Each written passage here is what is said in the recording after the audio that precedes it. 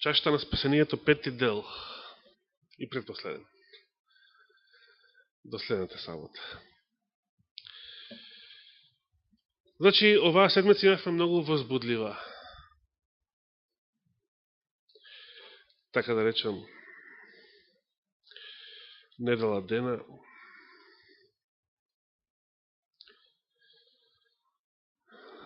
Само што завршив со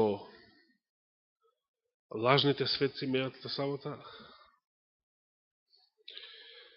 Наредниот ден, 11 септември,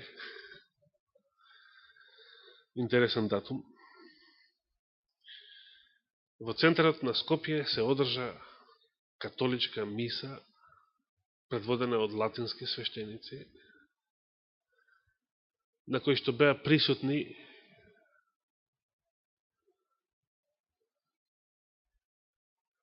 некои дури беа многу смешно опишани, но да не навлегувам таму, бидејќи тие се карикатури во целиот свој живот, македонски политичари. Сите до еден од државниот врв, па дури и од така наречената опозиција, кој што 5 пари не вреди, меѓутоа се уште ја викаат опозиција. И јас би сакал да ви кажам само една мисла што ја сподели еден пријател ми е на Фейсбук, меѓутоа никојаш го неам лично запознаен. И некој православен верник. Тој напиша вакво нешто во неделата. Му благодарам на Господа, што со 2 силни земјотреса покажа што мисли он за латинската миса во центарот на Скопје и за, оно што е поважното, предавањето на целиот народ и целата држава во рацете на папството. Што беше символизирано на некој начин од сите присутни представници на македонската политичка сцена на таа миса.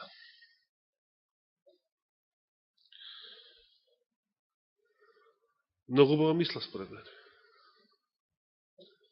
Господ се огласи во неделата.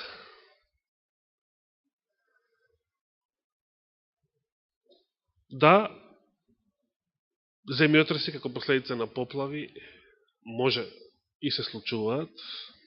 Така беше, нели, 62-63. Меѓутоа, не мораше баш во недела да почнат. Сето тоа се совпадна, значи, но само разумните се тие што ќе разберат. А 99% скопјани се разбира разумни колку добитокот во скопските села. Како што вели пророкот Данијел, ниту еден од неразумните нема да разбере. Господ покаже што мисли за папството,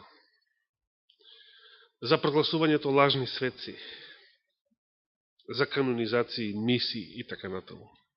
Зашто зборував повеќе мејатата сабота. Вечерва би сакал да се позанимаваме со една друга тема, спротивна малку на ова, а тоа е да се позанимаваме со вистинските светци кои што ни требаат во животот. И кои се тие? Веднаш да кажем, тоа не се мртви светци. Од мртвите немаме никаква полза. Тоа се живи светци. Има се, разбира, живи светители и во Божјето царство на небесата. Не само Илија, Енох, Моисеј и некои други што ги знаеме. Има и илјадници безимени кои што се вознесоа со Христа. Не знаеме дури ни колков е нивниот број, иако Елена Вајд го нарекува мноштво. Имаме 24 старешини. Меѓутоа, јас нема да зборам за ниту еден од нив, кој што се наоѓа на небото. Мислам на светци кои што се живи и кои што се тука на земјата. Дали имаме потреба од такви во нашиот живот? Што мислите? За да одговориме на ова прашање, верувам дека е битно, ќе отвориме во Јован 13 глава. Стиховите, ќе ги прочитаме стиховите кои што се основни, елементарни за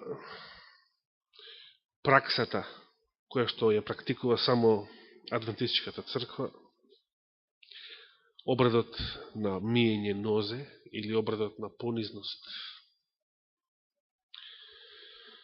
Да ги прочитаме уште еднаш овие зборови, бидејќи ќе нема време за тоа конкретно да зборувам следната сабота, па би сакал обредот на понизност да биде опфатен вечерва и на некој начин да представува подготовка во текот на престојната седмица, со пост и молитва да се подготвиме за благословот следната сабота. Јован 13 глава. Ке почнеме од почеток.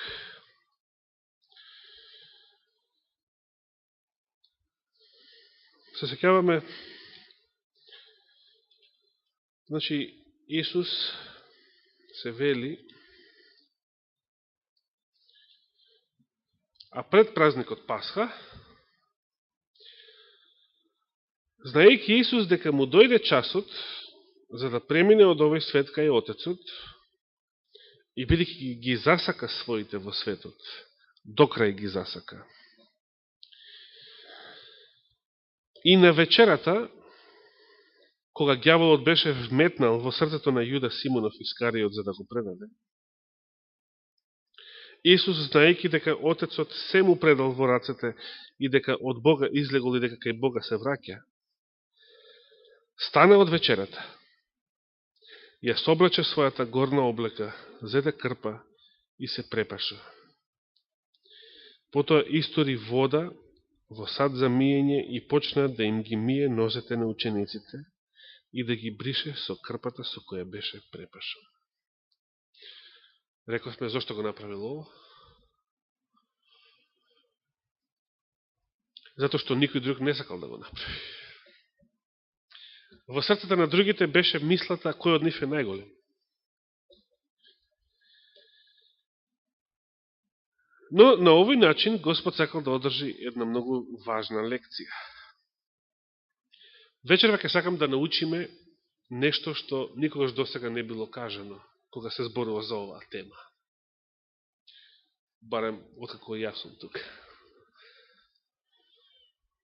А може би никогаш порано и пред мене.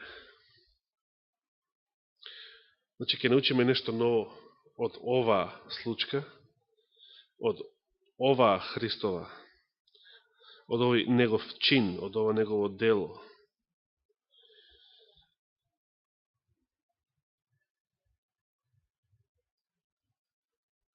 Не се кажува ништо во врска со другите ученици, туку веднаш,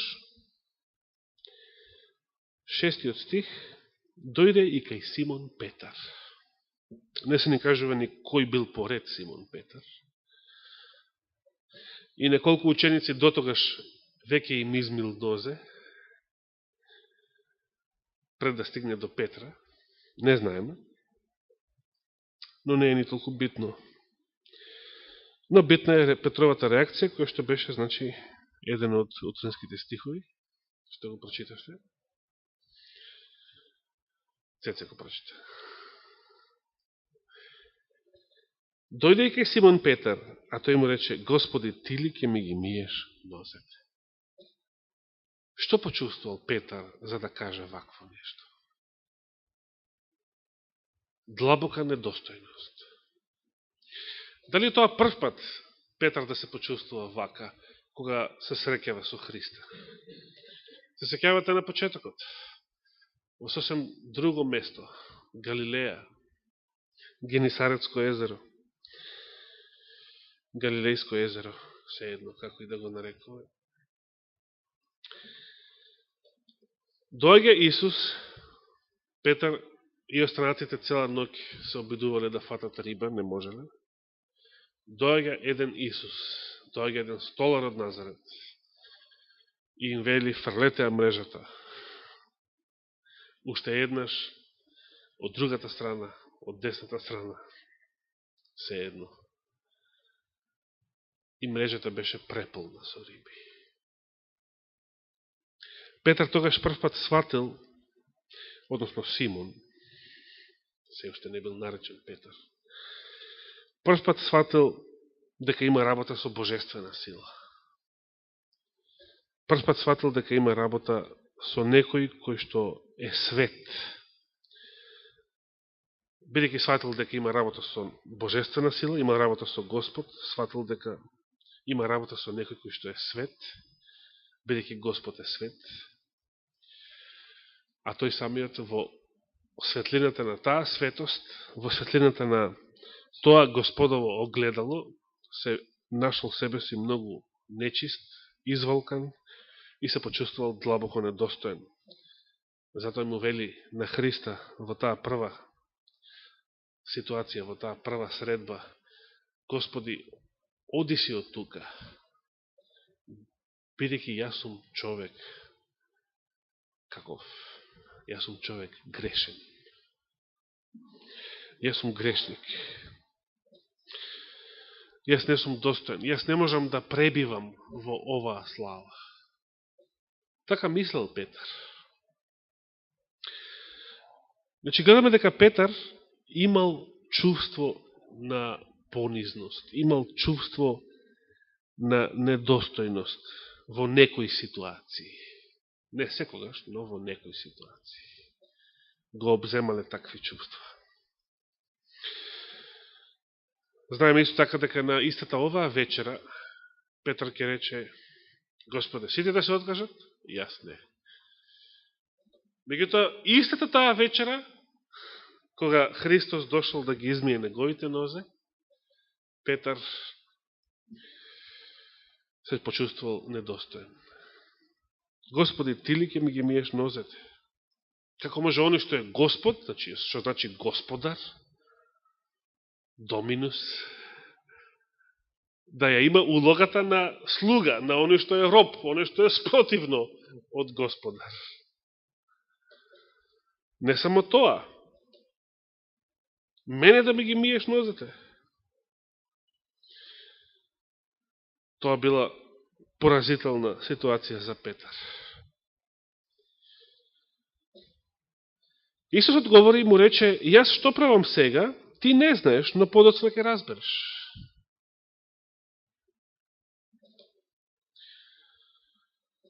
Петар му рече: никогаш ти нема да ми ги миеш нозете. Не може. Со други зборови му забрана. Не може да ми ги миеш нозете. Како Господ го предомислил?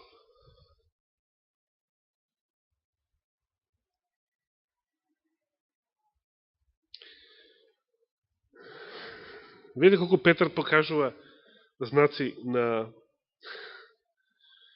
нагли промени во неговото расположение. Значи, никогаш ти нема да ми ги миеш нозете. Со други зборови, не дозволувам, нема шанси да ми ги измиеш нозете. Исус му одговори: ако не те измијам, внимавајте на овие зборови, ако не те измијам, нема да имаш што? Нема да имаш дел или удел со мене. Да ги запаметиме овие зборови.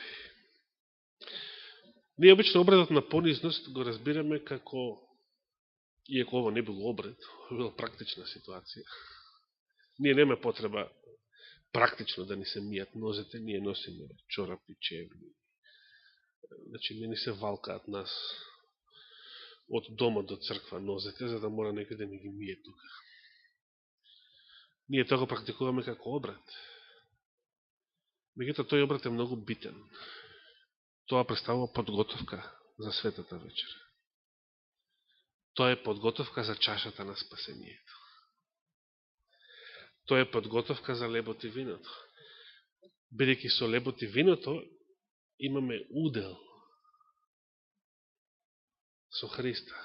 Удел во неговото тело и неговата крв. Зошто Христос вели, ако не те измијам, нема да имаш дел со мене? Петар пак ќе рече, Господи, тогаш не само нозете, туку и раците и главата. Ако е така. Исус ќе одговори и на тоа, на измијано треба само нозете да му се измијат, зашто целиот е чист. И вие сте чисти, но не сите. И се разбира, тоа веќе се однесуваше на Јуда. Да го прочитаме само текстот до 14-тиот, може да речеме до 17-тиот стих целосно. Бидејќи тој знаеше кој ќе го предаде, па затоа и рече, не сите сте чисти. А кога им ги изми нозете, ја облече облеката и седна пак на трапезата, па им рече, знаете ли што ви направив? Значи, таа вечера кој миел нозе? Кој единствено миел нозе? Христос, само Христос миел нечии нозе. Никој друг не миел нозе. Ние обредот го нарекуваме обред на понизност и некако спонтано мислиме дека ние се понижуваме самите на тој начин што ги миеме нозете на нашите браќа, односно сестри. Меѓутоа, суштината на обредот не е што ние ќе направиме, ние да измиеме нозе на некој друг, туку суштината на обредот е за да имаме удел во Христа, нам треба да не бијат измиени нозете. Исус вели, ако не те измијам, нема да имаш дел со мене. Само Христос миел нозе таа вечер. Тој ги измил нозете на сите ученици. Нито еден ученик не се наведнал да мие нозе. И на кој начин била отстранета гордоста, била отстранета себичноста, желбата за првенство, за само возвишување од нивните срца. Не на тој начин што учениците се наведнале и миеле нозе, или да им заповедал тие да мијат нозе, туку само на еден начин, што самиот Господ се понизил да ги измие нивните нозе.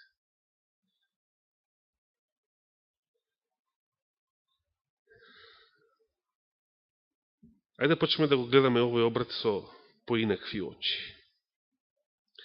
Значи, суштината на обредот не е јас да ги измием нозете на некој друг верник, за да бидам понизен и за да имам удел со Христа.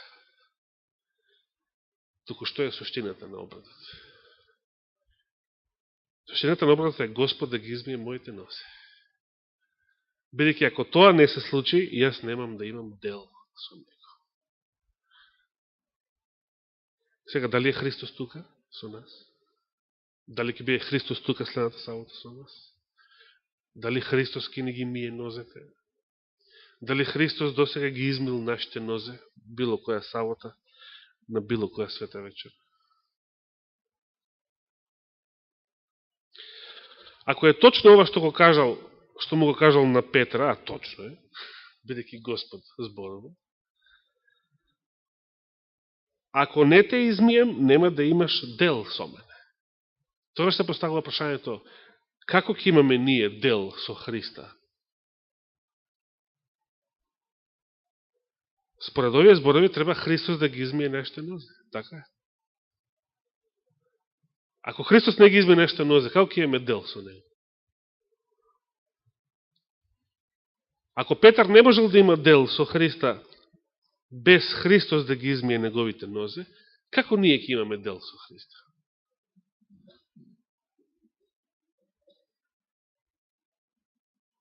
Ќе биде ли Христос присутен следната сабота да ги мие нашите нозе?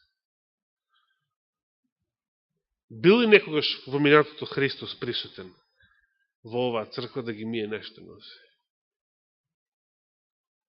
Ако речеме не бил, тогаш како имаме ние дел со него? Според неговите зборови ние не можеме да имаме дел со него, ако тој не ги измие нашите нозе. Да размислуваме малку за ова. Да продолжиме. Значи, прашува, знаете ли што ви направив?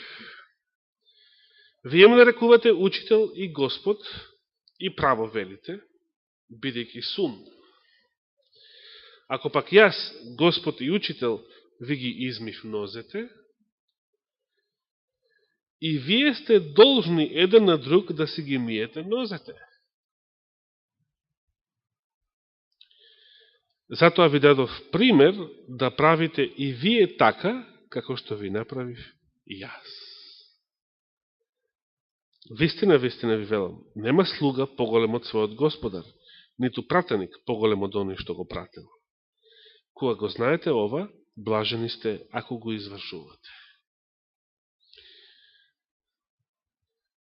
И сега се поставува второто прашање. Зошто Господ рекол, ако јас ви ги измив нозете, вие сте должни да си ги миете нозете еден на друг? Зошто? Зошто сме ние должни да ги миеме нозете еден на друг?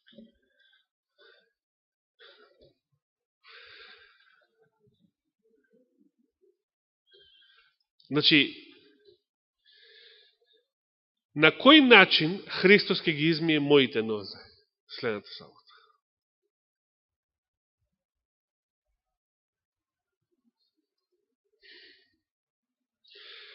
Христос нема да биде лично присутен, така? Како што никогаш не бил во оваа црква, во овој и минатиот век, и еден куп пред това. Значи ли тоа дека ние никогаш не можеме да имаме дел со Христа? Значи, ние не можеме директно, непосредно од Него да го примиме оној благослов што Петар го примил. А без кој не можел да има удел со Христа. Не можел да има заедница со Христа. Затоа сме ние должни да ги миеме нозете еден на друг. Бидејќи Христос нема лично да биде присутен. Значи, ние зависиме од некои светци, кои што се јавуваат како посредници помеѓу Христа и нас. Но кои се тие? Тоа се нашите браќи и сестри. Оне што ќе ги измие вашите нозе следната сабота, за вас ќе биде Христос. Бидејќи Христос не може да биде на земјата. И нема да биде на земјата во секоја црква и на секоја место. Да ги мие нашите нозе. Колку сме ние подготвени едни други да се гледаме како светци. Значи, јас себе си да се гледам како грешник, а вас да ве гледам како светци. Дали сме подготвени така да ги гледаме нашите ближни, нашите браќа и сестри конкретно? Или обратното, јас сум светец, а вие сте дали селјаци, дали нечисти, дали лицемери, дали лоши, значи све е лошо за вас. Човечката природа знаеме како ги гледа другите. Со очите на Јуда, но не само Јуда, и другите ученици. Себе си се сметале за најголем. Дали сме подготвени другите да ги гледаме како светци? Библијата така ги нарекува верниците. Дори верниците во Коринт, која што била многу проблематична црква, апостол Павле ги нарекува светии во Исуса Христа. На светиите што се во Коринт им го упатува тоа послание. Иако во истото тоа послание ќе ги покара за еден тежок греф кој што толерирале во нивната средина.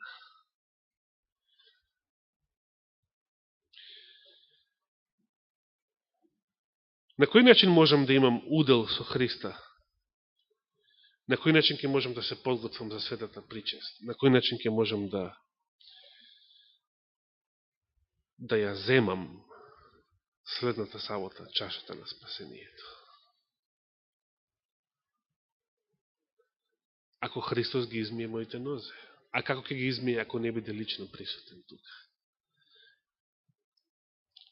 Дали сум спремен, дали сега разбираме зошто нашиот брат или сестра треба да ги гледаме како свети, како Христос. Себе си да се гледаме како грешниците, оние што им е потребно миење, перење, покаяние. Но другиот, братот или сестрата, ги гледам како Христос. Тие се светии. Тие се светците од кои што имам потреба. Затоа што никој од нас нема да има благослов и фајде, ако дојде во црква и биде осамен на ова место, без никој друг. Можеме ли ние да дојдеме во црква, да бидеме сами и сами да имаме богослужение, без никој друг? Можеме ли ние да примеме благослов во оваа црква, ако дојдеме сами и нема никој друг, освен нас? Не можеме. Благословот го примаме тогаш, кога ги слушаме, ги гледаме и кога ја примаме службата што ја вршат другите браќи и сестри. Тоа е суштината. Затоа Господ востановил ден за одмор, ден за духовни дела, ден во кој што сите верници се свештеници. Платените свештеници се свештеници секој ден. Левитите работеле секој ден. И во сабота и секој ден. Меѓутоа, новозаветното свештенство подразбира сите верници да бидат свештеници. Сите верници учествуваат на богослужение во Господовиот ден. Сите верници се собираат заедно за да послужат едни на други во Господово име. И да, иако сите верници нема да делат лепи вино, иако сите верници нема да крштаваат или да миропомазуваат, но сите верници се повикани со Господова заповед да ги измијат нозете едни на други следната сабота. Значи, секој верник кој што ќе се наведне да мие нечии нозе, ќе врши свештеничка служба. Ова вистина адвентистите, иако се единствените кои што го практикуваат тој обред и ја исполнуваат на тој начин таа Господова заповед, сепак ја немаат разбрано доволно оваа вистина, доволно длабоко. И затоа многу ретко обредот на понизност е обред кој што поминува во свечена тишина, во атмосфера на молитва. Мнозина од нас се однесуваме на тој обред како да сме на пазар. Зашто? Не разбираме суштината. Не разбираме дека е тоа свештена служба. Не разбираме дека е тоа свештено дејствување, ајде така да се изрази. Не разбираме дека таму е присутен Христос, кој што треба да ги мие нозете на своите ученици. Но треба да е единствено да е присутен само во личноста на некој брат или сестра кој што ќе ги измие вашите нозе, бидејќи лично, физички нема да биде присутен. Ја би сакал Господ да ги поведе нашите мисли оваа седмица во овој правец на духовна подготовка, да го искористиме постот и молитвата за да се подготвиме за самата наредна сабота, за светата вечера, за лебот и виното. Меѓутоа, да размислуваме зошто треба да бидеме на обредот на понизност. Да размислуваме зошто е битно да бидат измиени нашите нозе. Има некои верници кои што радо би измиле нозе, но не би сакале да самите да им бидат измиени нозете. Во тој случај нема да имат удел со Христа.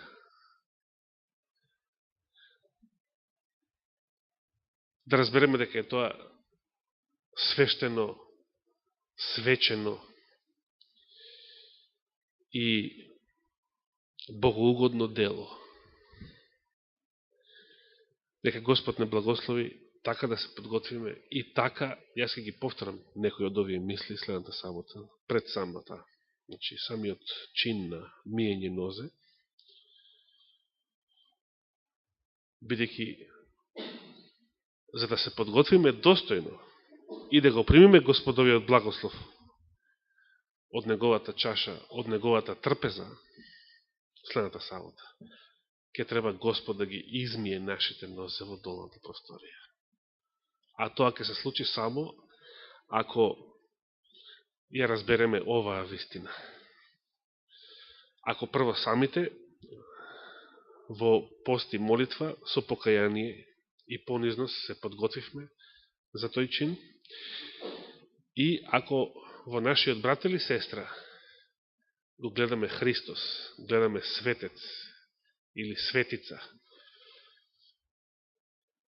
која што ќе ги измие нашите нозе. Нека му е фала и слава на Господа. Амин.